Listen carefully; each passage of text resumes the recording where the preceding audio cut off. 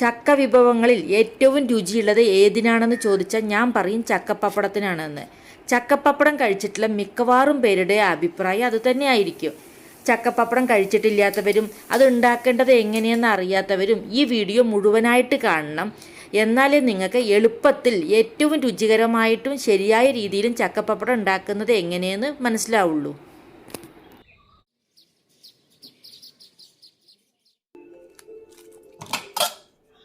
ചക്ക ചുള പറിച്ചെടുത്ത ശേഷം അതിൻ്റെ കുരു മാത്രം കളഞ്ഞാൽ മതി. കുരുവിൻ്റെ മീതെ കാണുന്ന പാട നമുക്ക് ചക്കപ്പപ്പടം ഉണ്ടാക്കാൻ എടുക്കാം. അതേപോലെ ചുളയുടെ മീതെ കാണുന്ന ഈ ഒരു ചകിണി ഉണ്ടല്ലോ അതെടുക്കാം. ഇതിന് നിങ്ങളെന്താ പറയുകയെന്നൊന്ന് കമൻറ്റ് ചെയ്യണേ. ചക്കച്ചുള കമ്മിയാണെങ്കിൽ നമുക്ക് ചക്കയുടെ ബാക്കിലുള്ള ഈ മുള്ളുള്ള ഭാഗം ഉണ്ടല്ലോ പച്ച കളറിലുള്ളത് അത് ഒഴിവാക്കിയിട്ട് ബാക്കിയുള്ള മടലൊക്കെ ചേർക്കാം. ഞാൻ പക്ഷേ ചക്കയുടെ മടൽ അധികം ചേർത്തിട്ടില്ല. ചകിണിയും ചക്ക കുരുവിൻ്റെ മീതെയുള്ള പാടയും ചുളയും എല്ലാം കൂടെ ഇതായി കുക്കറിലാക്കി വച്ചിരിക്കുകയാണ്. ഒന്ന് ചെറിയ കഷ്ണങ്ങളാക്കിയിട്ട് മുറിച്ചിട്ടുണ്ട് ഈ കുക്കറിൽ ചക്കച്ചുള. എന്നിട്ട് അതിലേക്ക് മഞ്ഞൾപ്പൊടിയും ചേർക്കുന്നുണ്ട്. വേവാൻ ആവശ്യമായിട്ടുള്ള വെള്ളവും ചേർക്കുന്നുണ്ട്. വെള്ളത്തിൻ്റെ അളവ് കമ്മിയാക്കിയിട്ടാണ് വേണ്ടത്. പിന്നെ ഇതിലേക്ക് എരിവിന് വേണമെങ്കിൽ മുളക് പൊടി ചേർക്കാം. കൂടാതെ ഇതിലേക്ക് ആവശ്യമായ ഉപ്പ് ചേർക്കാം. ഉപ്പ് കുറച്ച് കമ്മിയാക്കിയിട്ട് ചേർത്താൽ മതി. ഉപ്പ് കൂടിപ്പോയാൽ ഈ ചുളയുടെ പാകത്തിന് ഉപ്പ് ഇട്ട് കഴിഞ്ഞാൽ ഒരുപക്ഷെ അത് ഉണങ്ങിക്കഴിയുമ്പോഴേക്കും ഉപ്പ് കൂടാൻ സാധ്യതയുണ്ട്. എന്നിട്ട് ഇതാ കുക്കറിലാക്കിയിട്ട് ഞാൻ അടുപ്പത്ത് വെച്ചിട്ടുണ്ട്. ഇതിപ്പോൾ രാത്രിയാണ് ചെയ്യണത്. രാത്രി കുക്കറിൽ വേവിച്ചിട്ട് അങ്ങനെ വെക്കുകയാണ്. അങ്ങനെ ചക്ക വേവിച്ചു. പിറ്റേ ദിവസം കുക്കർ തുറന്ന് നോക്കുമ്പോൾ ചക്ക നന്നായിട്ട് വെന്തിട്ടുണ്ട്, നല്ല തണുത്തിട്ടുമുണ്ട്.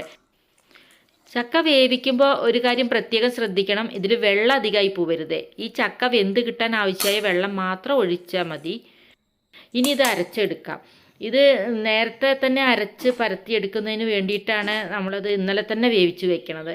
വെയിൽ വരുമ്പോഴേക്കും ഇതിൻ്റെ മറ്റ് ജോലികളൊക്കെ ചെയ്ത് തീർത്തിട്ട് ഉണക്കാനിടാൻ വേണ്ടിയിട്ടാണ്.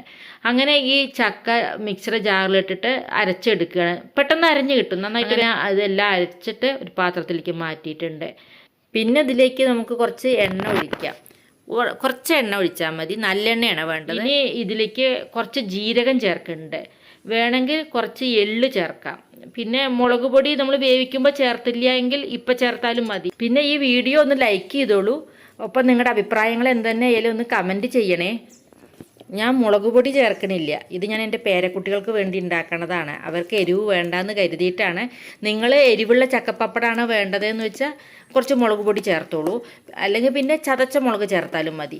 പിന്നെ ഇതിൽ കായത്തിൻ്റെ പൊടി ചേർക്കണം. ഇത് ചക്കപ്പപ്പടത്തിന് നല്ലൊരു മണമൊക്കെ കിട്ടുന്നതിന് കായം ചേർക്കണത് നല്ലതാണ്. ഇനി ഞാൻ തൊടിയിലേക്കൊന്ന് പോകുന്നുണ്ട്. അത് ഈ ഒരു ചെടിയുടെ ഇല പൊട്ടിക്കുന്നതിന് വേണ്ടിയിട്ടാണ്. ഇതിന് പൊടുവണി എന്നാണ് ഞങ്ങൾ പറയുന്ന പേര്. പല പേരും ഉണ്ട് ഇതിനെന്ന് തോന്നുന്നു. നിങ്ങളുടെ നാട്ടിൽ ഇതിന് എന്ത് പേരാ പറയുകയെന്നൊന്ന് കമൻറ്റ് ചെയ്യണേ, അറിയുന്നതിന് വേണ്ടിയിട്ടാണ്. ഈ ഒരു ഇലയിലാണ് ഞാൻ ഈ ചക്കപ്പപ്പടം പരത്തിയെടുക്കണത്. ഇതിൽ പരത്താം, അല്ലെങ്കിൽ പിന്നെ വാഴയുടെ ഇലയിൽ പരത്തിയാലും മതി. അത് വാഴയുടെ ഇലയാവുമ്പോൾ അത് വെയിൽ കൊള്ളുമ്പോൾ ചുരുണ്ട് വരുള്ളൂ. അപ്പോൾ പിന്നെ ഈ പപ്പടം നേരെ ഉണങ്ങി കിട്ടില്ല. അല്ലെങ്കിൽ പ്ലാസെ പറയുന്നൊരു ചെടിയുണ്ട്, അതിൻ്റെ ഇലയിൽ പരത്താം. അതും അല്ലെങ്കിൽ ശരിക്കും പ്ലാസ്റ്റിക് ഷീറ്റിൽ പരത്താം. ഈ പ്ലാസ്റ്റിക് ഷീറ്റിൽ പരത്തുന്നതാണ് ഈ ചക്കപ്പപ്പടം ഉണ്ടാക്കുന്നതിന് ഏറ്റവും എളുപ്പം. കാരണം പെട്ടെന്ന് ഉണങ്ങുകയും ചെയ്യും. ഉണങ്ങിയ പെട്ടെന്ന് നമുക്ക് അടർത്തിയെടുക്കാം.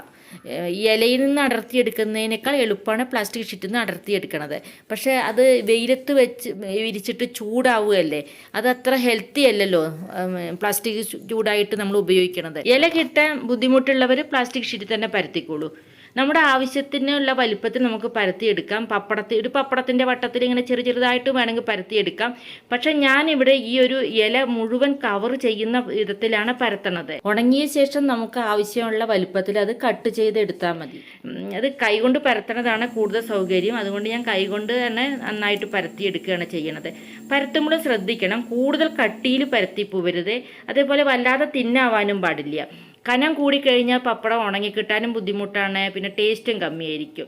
വല്ലാതെ തിന്നായിക്കഴിഞ്ഞാൽ നമുക്ക് അത് വറുത്തെടുക്കാനൊക്കെ ബുദ്ധിമുട്ടാണ്. അപ്പോൾ ഈ ഒരു ഞാൻ ഇപ്പോൾ പരത്തിയിട്ടുള്ള ഈ ഒരു കനത്തിൽ പരത്തിയെടുക്കുക. ഇത്ര കനത്തിൽ നമ്മൾ പരത്തിയാലും ഇത് ഉണങ്ങിക്കഴിയുമ്പോഴേക്ക് വളരെയധികം കനം കമ്മിയായിട്ടായിരിക്കും ഉണ്ടാവുക. അങ്ങനെ നമ്മുടെ പപ്പടങ്ങളെല്ലാം പരത്തിയിട്ട് ഇവിടെ വെയിൽ കൊള്ളാനായിട്ട് വെച്ചിട്ടുണ്ട്. പിന്നെ നിങ്ങളെൻ്റെ ചാനൽ സബ്സ്ക്രൈബ് ചെയ്തിട്ടില്ലെങ്കിൽ ഒന്ന് സബ്സ്ക്രൈബ് ചെയ്യണേ. ഇപ്പോൾ ഇത് ഒരു ദിവസത്തെ വെയിൽ കൊണ്ട് ശേഷമുള്ള അവസ്ഥയാണ്. നല്ല വെയിലുള്ള ദിവസങ്ങളാണെങ്കിൽ ഇത് ഒരു ദിവസം കൊണ്ട് തന്നെ ഉണങ്ങി കിട്ടും. പക്ഷേ ഇപ്പോൾ വെയിൽ കമ്മിയാണ്, അതുകൊണ്ട് ഇത് നാളത്തെയും കൂടെ വെയിൽ കൊണ്ട ശേഷം മാത്രമേ ഇലയെന്ന് അടർത്തിയെടുക്കാൻ പറ്റുള്ളൂ. അങ്ങനെ പിറ്റേ ദിവസത്തെ വെയിലും കൂടിയും കൊള്ളിച്ചു നന്നായിട്ട് കൊണ്ടു. ഇനി ഇത് തണുത്ത ശേഷം ഇലയെന്ന് അടർത്തി. ഇത് വെയിൽ കൊണ്ട് ചൂടായിരിക്കണ സമയത്ത് പൊട്ടുന്ന ഒരു പരുവായിരിക്കും ഉണ്ടാവുക, പെട്ടെന്ന് പൊടിഞ്ഞു പോകും. അപ്പോൾ അങ്ങനെയുള്ളപ്പോൾ നമ്മളിത് ഇലയിൽ നിന്ന് അടർത്തിയെടുക്കാൻ പറ്റില്ല. അത് നന്നായി തണുത്ത് കഴിഞ്ഞാൽ ഒരു പേപ്പർ പോലെ അല്ലെങ്കിൽ പച്ച പപ്പടത്തിൻ്റെ പോലെയൊക്കെ ആവും. ആ ഒരു സമയത്ത് വേണം നമ്മൾ ഇലയിൽ നിന്ന് ഈ പപ്പടം അടർത്തിയെടുക്കാൻ. എന്നിട്ടിത് വീണ്ടും വെയിലത്ത് വെച്ചിട്ട് നന്നായിട്ട് ഉണക്കണം. നല്ല പോലെ ഉണങ്ങിയാലേ ഇത് ഒരു വർഷമൊക്കെ ഒരു പൂപ്പലൊന്നും വരാതെ നമുക്ക് സൂക്ഷിക്കാൻ കഴിയുള്ളൂ. അങ്ങനെ 2-3 ദിവസം നന്നായിട്ട് വെയിലത്ത് വെച്ച് വീണ്ടും ഞാൻ ഉണക്കി. അതിനുശേഷം ഇത് കട്ട് ചെയ്തെടുക്കുകയാണ്. ഇനി നമുക്ക് ആവശ്യമായ വലുപ്പത്തിലും ഷേപ്പിലും ഒക്കെ ഇത് കട്ട് ചെയ്തെടുക്കാം. ഇങ്ങനെ പപ്പടം ഉണ്ടാക്കിയിട്ട് ദീർഘകാലം സൂക്ഷിക്കുകയാണെങ്കിൽ ഇടയ്ക്കൊക്കെ ഒന്ന് വെയിൽ കൊള്ളിക്കണേ. പിന്നീട് നമുക്ക് ആവശ്യമുള്ള സമയത്ത് എണ്ണ ചൂടാക്കിയിട്ട്, നല്ലത് വെളിച്ചെണ്ണയാണ് കേട്ടോ, വെളിച്ചെണ്ണ ചൂടാക്കിയിട്ട് അതിൽ ഈ ചക്കപ്പപ്പടം നമുക്ക് കാച്ചിയെടുക്കാം. സാധാരണ പപ്പടം കാച്ചണ പോലെ തന്നെ എണ്ണയിലിട്ടിട്ട് കാച്ചിയെടുക്കുക. എണ്ണ ഓവറായി ചൂടായി പോകരുത്, മീഡിയം ചൂടിൽ വറുത്തെടുത്താൽ മതി. നല്ല ടേസ്റ്റുള്ള ഒരു പപ്പടമാണ് ഇത്. ചോറിൻ്റെ കൂടെയും കഴിക്കുക, അതേപോലെ ചായ കുടിക്കുമ്പോഴൊക്കെ കഴിക്കാൻ നല്ല രുചിയുള്ള ഒന്നാണ്. നിങ്ങൾ ഒരു പ്രാവശ്യം ഒന്ന് ട്രൈ ചെയ്ത് നോക്കൂ കേട്ടോ. ഈ ചാനൽ സബ്സ്ക്രൈബ് ചെയ്തിട്ടില്ലെങ്കിൽ ഒന്ന് ചെയ്യണേ.